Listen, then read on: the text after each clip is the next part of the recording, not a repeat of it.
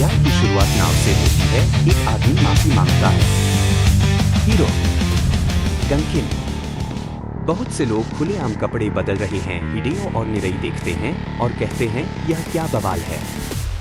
नंगा आदमी पूछता है, क्या तुम दोनों भी गंकिनजिमा जाने की उम्मीद कर रहे हो? ओह, मैं कगावा हूँ। मैं गंकिनजिमा साम्राज्य का नेता हूँ।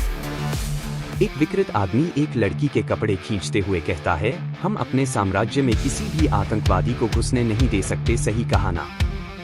अभी हम किसी भी शरणार्थी को स्वीकार करने से पहले एक शारीरिक परीक्षण कर रहे हैं। हम हमेशा किसी भी प्यारी हाई स्कूल लड़की का गर्मजोशी से स्वागत करेंगे। अगर तुम संक्रमित नहीं हो तो हमारे साथ आओ। वह संक्रमित लोगों की बात कर रहा था। आतंकवादी। क्या कोई सुरक्षित जगह नहीं है जहां हम जा सकते हैं?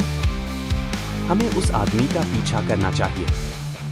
यहाँ बाकी लोग भी कुछ ज्यादा ही डरावने लग रहे हैं।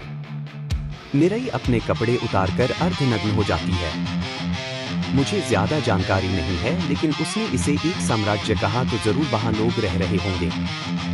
ऐसा आदमी भी किसी GQN से बेहतर ही होगा। Camera shift. अरे बूढ़े आदमी, जल्दी से कपड़े उतारो। एक आदमी दूसरे आदमी को काट लेता है। आदमी, ऐसा नहीं है कि मैं यह करना चाहता हूं। सब लोग स्तब्ध। समझ गया। पीछे एक प्यारी लड़की थी। GQN आ गए हैं। कूद जाओ। वे आ गए। नग्न योद्धा। बूढ़ा आदमी GQN ज़ोंबी एक विकसित रूप। क्या? एक और परफेक्ट हेडशॉट निरई की तरफ से। बूढ़े आदमी का शरीर उछलता है, लेकिन खून के छींटों के साथ समुद्र में डूब जाता है। हिडेयो निरई से कहता है, यह तो किसी हॉलीवुड फिल्म जैसा था। फिर नंगा आदमी उनके प्रति अच्छा व्यवहार करता है। क्या उसे कपड़े पहनने चाहिए? नाव तैरती रहती है किसी अनजान जगह की ओर। हम चुने हुए लोग हैं। हमें खाने और सामान के साथ कुशलता से काम लेना होगा।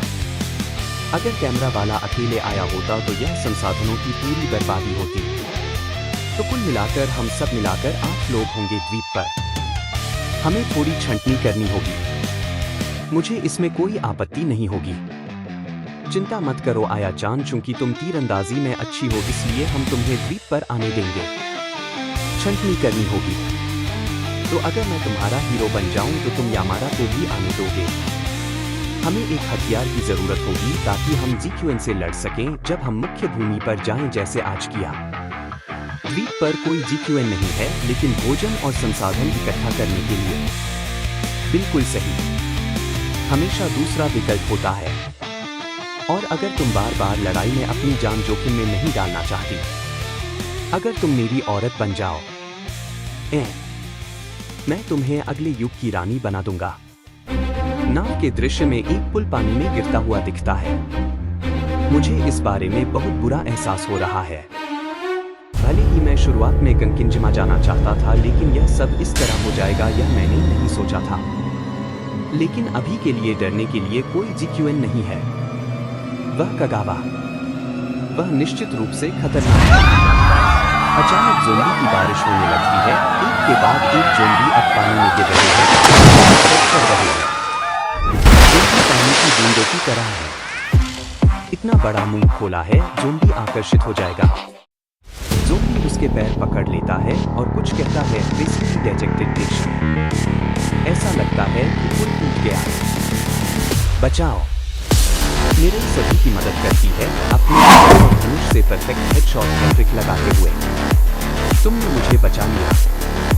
हाँ, क्या तुम ठीक हो? एक आदमी दूसरे आदमी को मार डालता है, जो ज़ोंबी जैसा नहीं दिख रहा था। निर्दयता से उसका सिर 2 टुकड़ों में काट देता है, जैसे मंथन के बाद राहु केतु बने थे। यह अलग बात है कि वह अमर था।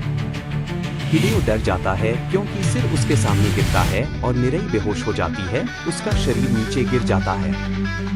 कुल्हाड़ी उठाते हुए आदमी कहता है, इनमें से सिर्फ एक भी हमारे पूरे साम्राज्य को नष्ट करने की ताकत रखता है। इन लोगों को हल्के में मत लो। यह साम्राज्य के हित में है। अगर तुम मेरे साम्राज्य में रहना चाहते हो तो तुम्हें दूसरों पर शक करना होगा, और अपने खुद के लिए भी। अगर तुम सच में किसी पर भरोसा करना चाहते हो तो मुझ पर भरोसा करो। क्या तुम कह रहे हो कि हमें दूसरे इंसानों पर भी भरोसा नहीं करना चाहिए? उसने तो कहा था कि उसे काटा नहीं गया था। जल्द ही पूरा जापान नहीं, पूरी दुनिया ढह जाएगी। क्या तुम्हें पता है, टोक्यो में पुलिस फोर्स और एसओएफ ने अपना काम बंद कर दिया है। युग बदल रहा है, सामान्य ज्ञान बदल रहा है। मैं राजा हूं, दुनिया भी बदल रही है। इस दुनिया का शासन नाव किनारे पर पहुंचती है और यही अध्याय समाप्त होता है। जा पूछ क्या